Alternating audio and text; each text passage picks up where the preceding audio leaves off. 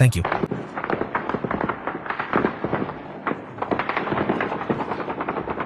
We are currently seeing clashes in southern Iraq in the province of Maysan, according to reports. At this moment there is firing, at least artillery fire. They also report that there have been military movements. We will stay alert. Later tonight we will be commenting on this topic. This could already be an escalation happening in that region of the world, but it is also said that the escalation could be happening in Lebanon with Israel. Let's go to the details of what has been reported today. And this publication from the IDF, the Israeli Defense Forces themselves, would show 5 IDF divisions advancing through southern Lebanon with extensive ground and air fire support. The 98th Division completed its encirclement in Bint Jbeil, one of Hezbollah's most important strongholds in southern Lebanon, during the fighting. The Hibati Brigade forced the Radwan Force operatives to surrender their weapons by order of the IDF Chief of Staff. The entire area south of the Litani River will become a zone for the destruction of Hezbollah. These are the developments taking place in the region right now. Going into the details, going into what is known about those attacks, here we are on Google Maps. Let's go into detail, and it's in this area, as you can see here, where these movements are taking place. Let's go into the details of what has been reported, but this seems like an escalation by the IDF pushing forward forcefully in a reportedly brutal escalation in southern Lebanon. And the movement against that radical group called Hezbollah has been forceful for weeks now. 5 divisions of the defense force are advancing simultaneously in southern Lebanon, indicating a large-scale operation coordinated with strategic objectives. The deployment includes a massive barrage of ground and air fire, indicating that these are not isolated raids, but a sustained offensive. The 98th Division of the IDF managed to complete the encirclement in Bint Jbeil. This is considered a symbolic stronghold in Hezbollah's operations, according to what is known. Looking here on the map, this is the closest area, let's say in this zone.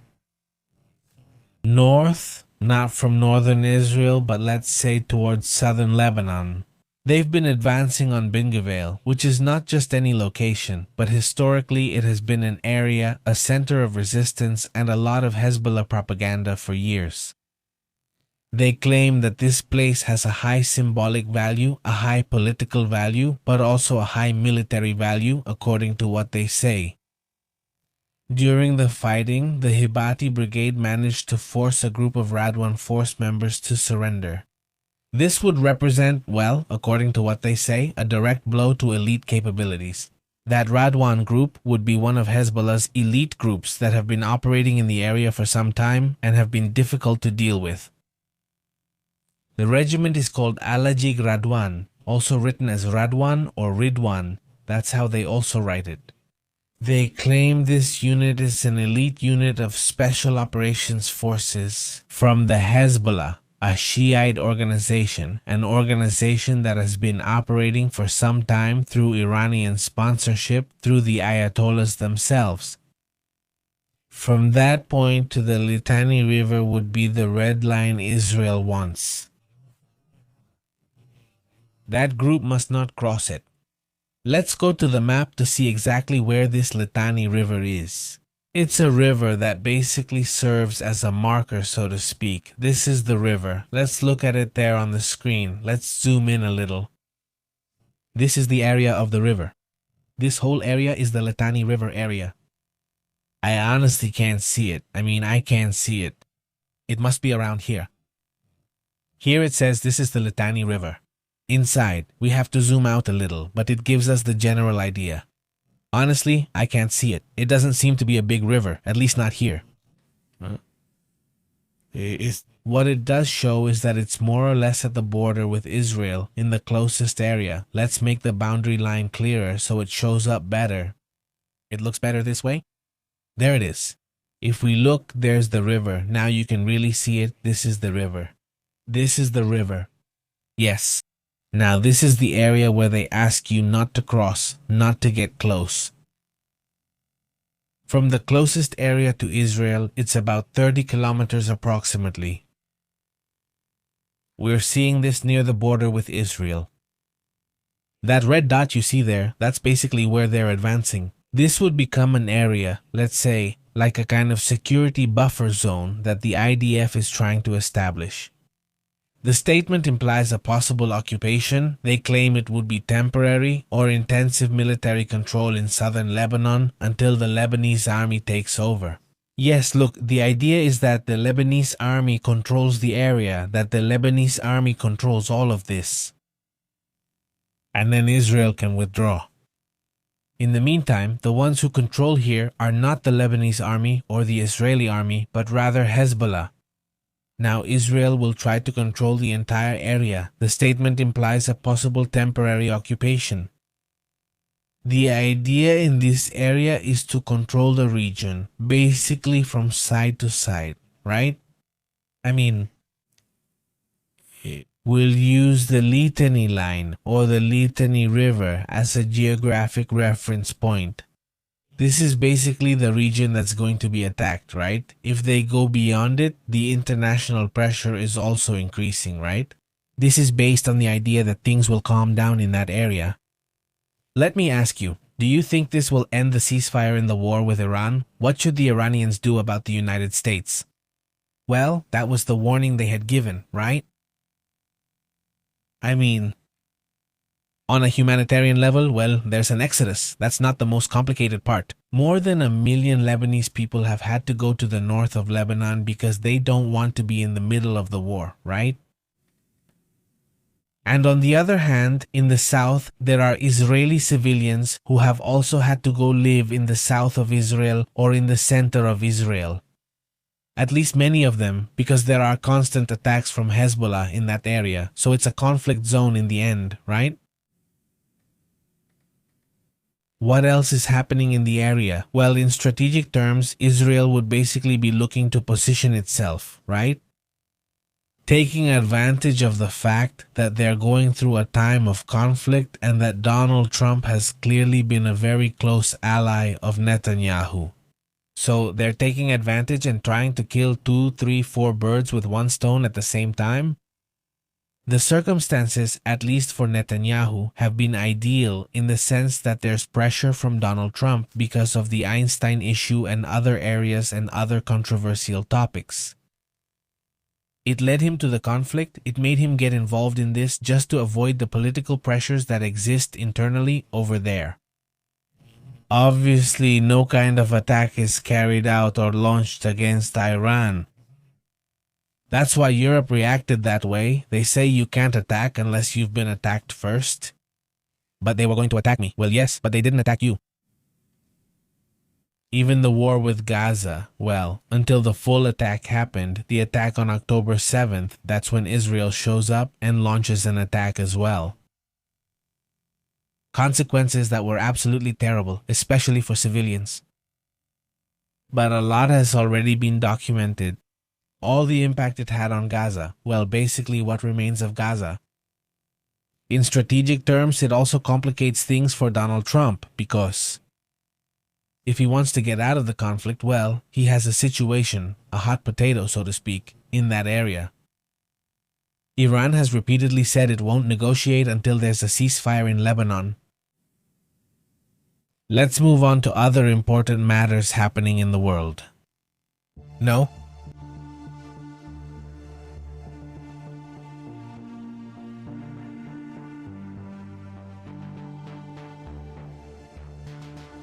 Notice that 6 spies have been detected who were allegedly providing information to China over in Taiwan.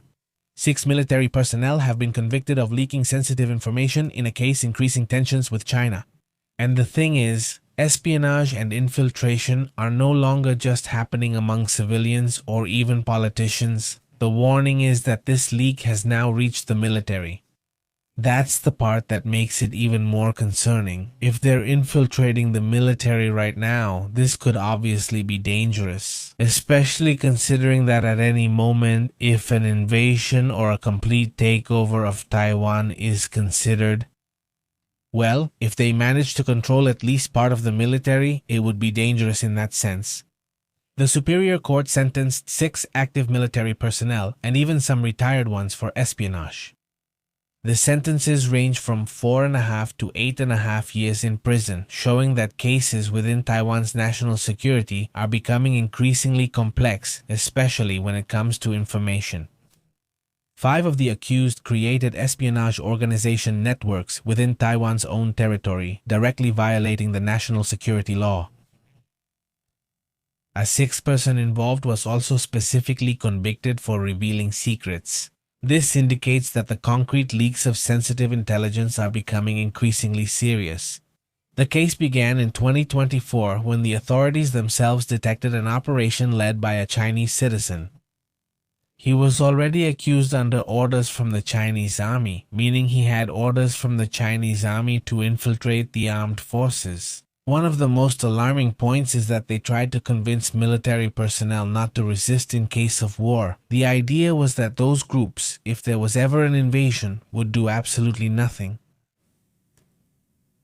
This would be the first case in the last 10 years in which a direct infiltration of Chinese intelligence physically operating inside Taiwan has been detected. President William Lai, the Taiwanese president, has warned that China acts as a hostile external force and that anti-infiltration measures will become increasingly far-reaching. This scandal is not only judicial, but they claim it is strategic and reinforces the narrative of a hybrid war that is currently taking place in that area.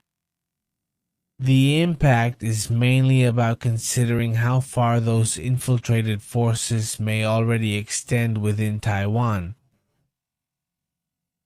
But obviously this isn't the first time. I mean, it had happened very rarely in the last few years, in the last 10 years. Practically since 2015 there hadn't been a case of this magnitude, at least not one that was detected. Another important issue is what's happening between Vladimir Putin and Donald Trump. Let's get into the details. Russia and the United States could both be in Beijing while the energy war is taking place. The Russian Foreign Minister, Sergei Lavrov, announced that Vladimir Putin will visit China in the first half of the year. This visit will take place when the other visit is also announced.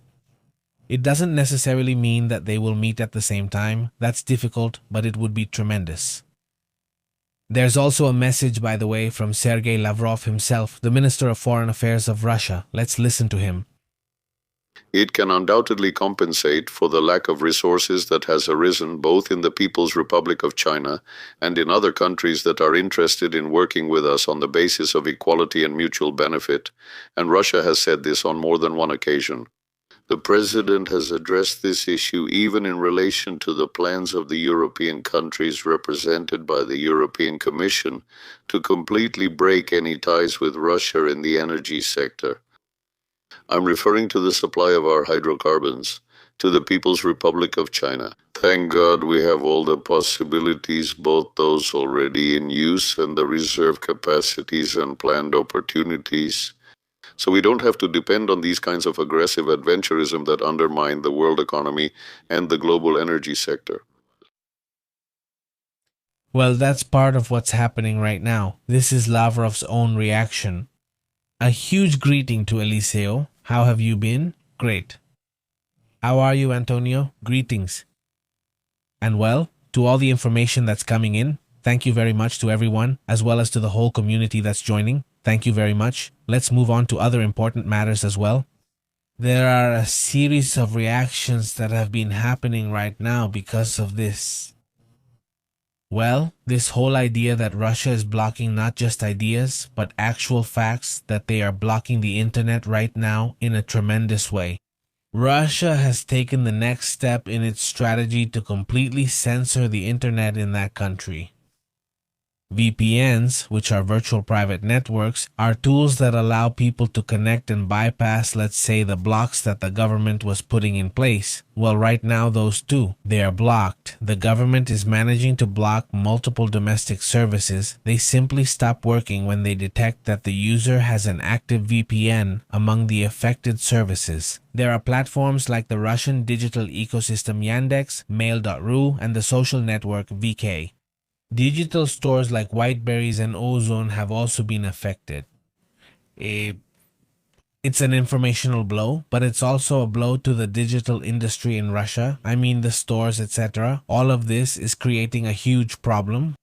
The Russian Ministry of Digital Development has acknowledged it. Well, this objective is to reduce the use of VPNs among the population. The official justification points out that there are many foreign platforms that do not comply with the security or anti-terrorism laws imposed by Moscow. But really, this is just the excuse they use to completely block the internet, or at least the parts of the internet that bother them. Another thing that also catches my attention is what's happening, and it continues to affect the different regions, with fires happening in Florida, where there is already talk of thousands of people evacuated. That's something we've been telling you about here, the good part. The serious risks posed by wildfires in different parts of Florida. Let's go into detail to see what's going on, how things are going. And what are the other risk areas for fires over there in the United States? Let's get into the details. This is the area that is being reported right now. The fire is located in Collier County, a strategic area due to its proximity to key ecosystems and important routes like I-75. So far, the fire has already consumed, well, they're talking about hundreds of hectares. There are even reports that mention more than 1,000 hectares. Well, we'll see what the final details are, but it's already been devastated in these fires. Well, they're quite extensive, aren't they? For several days now, I've been telling you how this mega fire started. About 2 months ago, do you remember this fire that affected 10,000 hectares? Well, the affected highway crosses the Everglades, one of the most fragile and valuable ecosystems in the United States. But the risk of fires is much greater right now in the west. In fact, for the southwest of Mexico. It's northwest rather, and this entire area has significant chances of major fires, as well as Arizona, New Mexico, and even parts of Texas. The northwest of Texas has a very high but not extreme probability of fires. Those are the conditions caused by the lack of moisture in those regions. Interestingly, the northeast, which is usually dry, has been getting rain, so in this area there's a decrease in the chances of fires. Yes, but I mean we're seeing it here, right? I mean towards Chihuahua and towards Zacatecas, Durango, and so on, the fire risk increases. Also, well, a big hello to everyone watching us out there. Let's move on to other important topics as well.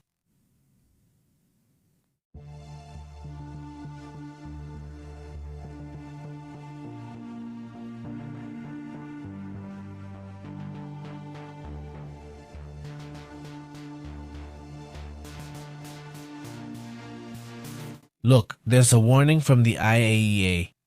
According to what Rafael Grossi himself says. By the way, he was just named one of the 100 most influential people in the world. This is published in Time magazine. There he is. Just look, Rafael Grossi, one of the most influential people, one of the 100 most influential people on the planet. They believe he could be the one to revitalize the UN, since the UN has lost a lot of credibility. Well, I ask again, where is Antonio Guterres in all this conflict? In Lebanon, over there in Ukraine, dealing with the issue of Iran at this moment, he should be showing up every day and trying to make peace, trying to get people to talk, to have a dialogue, and absolutely nothing. Over there, Pakistan or Oman are making efforts and the UN is nowhere to be seen, but the one that does show up is the IAEA, led by Rafael Grossi, which is also part of the UN. In any case, I think the IAEA and also the WHO have been the most active, at least visibly, and not really the UN itself. The WMO in meteorological matters and things like that, they also release interesting reports from time to time. But on the issue of nuclear risk, Rafael Grossi has issued a warning. In my opinion, it was a warning that needed to be made at some point, especially because things are changing a lot. The North Korean nuclear program is evolving, it's really changing. Be careful, he's not just talking about the Iranian program anymore, but the North Korean one. It's a topic that, well, when you hear Donald Trump talk about the North Korean problem with the nuclear weapons they have there, he practically uses formal language with him, right? He speaks to them with a lot of respect, but that's not really respect, it's fear, because at the end of the day, otherwise, North Korea may have a lot of economic problems and all that. Some say 10, some say 20. It's not exactly known how many nuclear weapons, but it has given the United States a headache, and the same goes for the region around Japan. China, in fact, is not very happy about having a nuclear-armed country in the region, even if it's on their side. The IAEA, led by Rafael Grossi, confirms that nuclear activities have resumed and expanded in North Korea. The head of the agency assures this. The International Atomic Energy Agency states that North Korea's nuclear activities have expanded significantly in line with the declared objectives of the North Korean regime leader Kim Jong-un. We have confirmed that nuclear activity has resumed and expanded significantly, not only in the 5-megawatt reactor, but also in the spent fuel storage and reprocessing facilities. And what about the Jogbean light water reactor? Also in other facilities around the area, Grossi stated at a press conference. He said this in South Korea, according to what the Seoul Sun Libo newspaper reports. It's a South Korean newspaper, or from South Korea, and what he basically says is that the risk is greater. There are major developments pointing to a significant expansion of the nuclear program. What? Well, people hardly want to comment on it, they hardly want to talk about the subject, but obviously it's a huge problem. Meanwhile, Chevron, look at what's happening in the United States, because Donald Trump says everything is calm now and everything is getting better. The oil issue seems like it's going to go well, although by the way, right now it's already going up, and the Asian markets just opened and oil is already rising. Today it reached 94. Right now it's at 94.71, I mean almost $1, but at least it's staying below 100, which is positive. Later tonight, when we're live here with Astrid, we'll talk about it in more detail. How is the situation going? But Chevron executive Andy Walsh issued a direct warning to U.S. citizens, asking them to reduce their car usage. Because of the increase in fuel prices or the problem with fuels? The recommendation is, well, it reflects a real concern from an oil company, from a brand like Chevron. What does it say to the energy market? Well, to the users, those who buy gasoline, they're told, look, take it easy. The trigger would be the fuel shortage that's happening in Asia and Europe. And well, now the Brent barrel has already reached. Well, it was hovering around 100 and it's still hovering around 100, being at 94.71, I mean $94.72. As long as this continues, what Andy Walsh says seems interesting to me. I mean, not overspending would be ideal right now. The impact is already tangible, it says. The average price of gasoline went up from $2.92 to $3.84 per gallon. But there are areas in California, for example, where gasoline has gone up even more than that. Look, I have a message here from Vanilla, I think. Yes, right? Vanilla, that's right. This one is from Vanilla in Oxnard, California. And look at how the gas prices are over there. They sent me that yesterday. By the way, I send my regards. $6 per gallon. From the average, which is at 3.84 in California, at least in this area, at Chevron specifically, it's extremely expensive. The conclusion from Chevron. The conclusion of this Chevron executive is individual energy savings. For now, it's not optional, but it's an immediate tool that can help slow down the crisis. I mean, it's not a long-term option, but at least in the short term, it helps somewhat. The scenario is not to generate inflation, not to create an exaggerated extra cost if the proper precautions aren't taken. Another issue that also draws attention, and it's another topic that is becoming increasingly important, which is the issue of military technology. Right now, the United States has been showing, the Pentagon is showing a series of hypersonic tests that they claim will change the global military balance. According to the development that the Pentagon boasts about, the new development, the new technologies would be focused on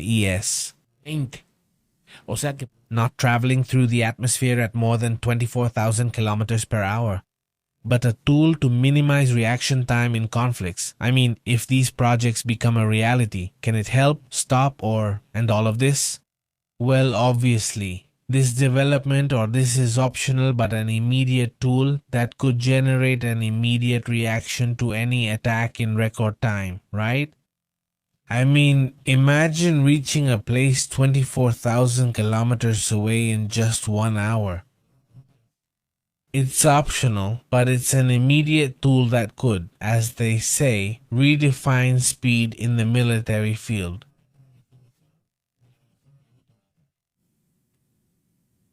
The reaction time in conflicts is extremely short, so you have to be very careful. It's not optional, but it's a quick tool that adds costs, so use caution. Ellos son los que están haciendo este desarrollo.